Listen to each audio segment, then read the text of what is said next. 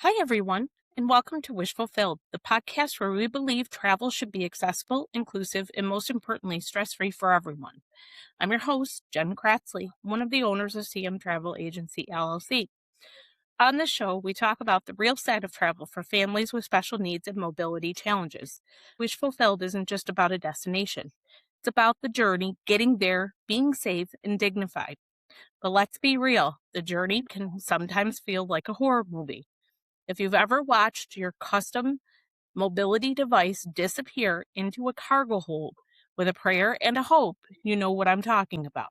Well, today is a bit of a celebration. We are in May of 2026, and the rules of the game are finally changing in a big way. Today, I'm breaking down 5 massive updates from the DOT that are going to help make your next flight a wish fulfilled instead of a logistic headache. So today's episode is called New Rules, Fewer Nightmares for 2026 Airline Changes.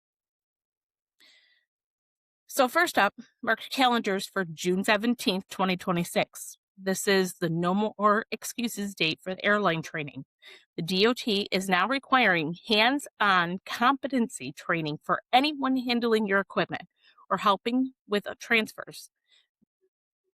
So let me give you a horror story.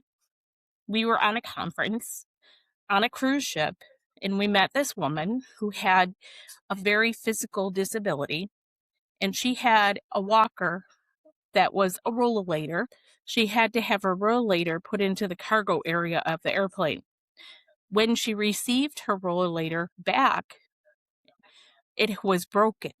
So, needless to say, there was no way for her to walk, and she still had to get to the cruise ship.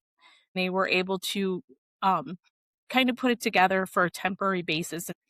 They had to fight for someone to fix it there because the wheel and part of the bar was falling off of it. To have a broken piece of equipment when she went to get off of the airplane, it damaged the device. So who's responsible for that?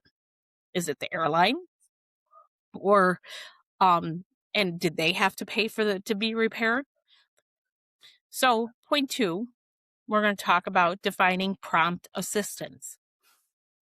And we're going to talk about the word prompt. We've all been told helping is promptly, right?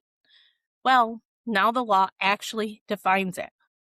Airlines have to stop or start deplaning assistance as soon as the last non-assistant passenger is off. More importantly, they have to bring your chair to the door of the plane. No more being stranded on an empty aircraft waiting for help that never seems to come. So here's a story for you. I was getting assistance myself to get on a plane to fly, and the assistant never showed up to get me on the plane because I was supposed to be the first one on, being that I had to have wheelchair assistance to the door of the airplane. Unfortunately, those people never came until everyone was boarded on the airplane. At that point, I was having a panic attack thinking, I'm not going to be able to get on the airplane because they're going to leave without me and there's nobody to get me on the airplane since I couldn't do the declining incline that I had to do to get on the plane. So here I am sitting in the chair in the waiting area on the terminal, just wondering when these people were going to show up to take me. I was freaking out and made Mark nervous. Mark ended up taking me down anyways to the airplane and parked the wheelchair so that I could get on the plane. And he's like telling me, don't freak out. You know, our seats are reserved. They know that we're sitting here. Relax. Take a deep breath. We're going to be okay. Here I am thinking, oh, the plane's going to take off without us. And what am I going to do? So here's another great point that I want to bring forth. It's point number 3, upgraded aisle chairs.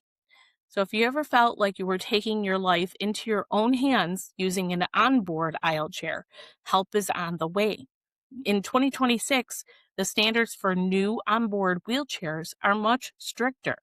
They have to be more stable and easier to move through those tight cabins. It's a huge step forward in making long flights manageable for everyone. I had a older lady when I was sitting waiting to get in the plane one time.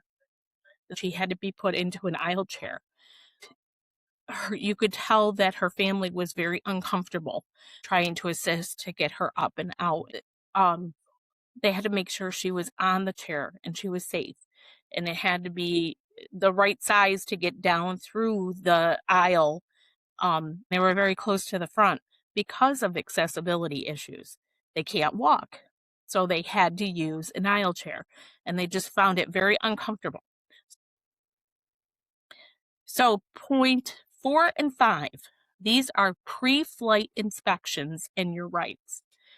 So, we're also seeing a move toward mandatory pre flight inspections where airplanes document the condition of your chair at check in.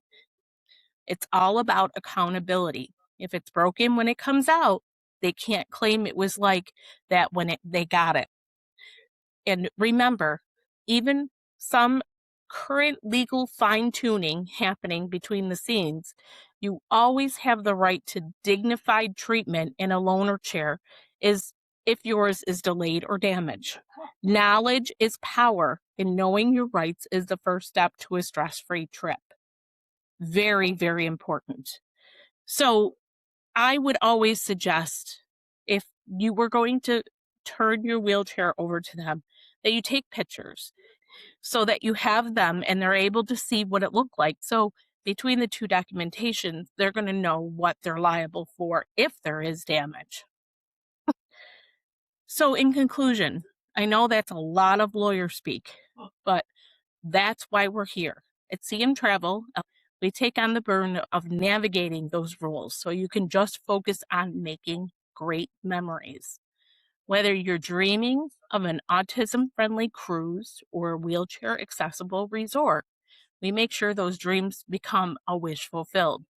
If you're ready to start planning, give me a call at 716-327-4821 or visit us at cm-travel-agency.com.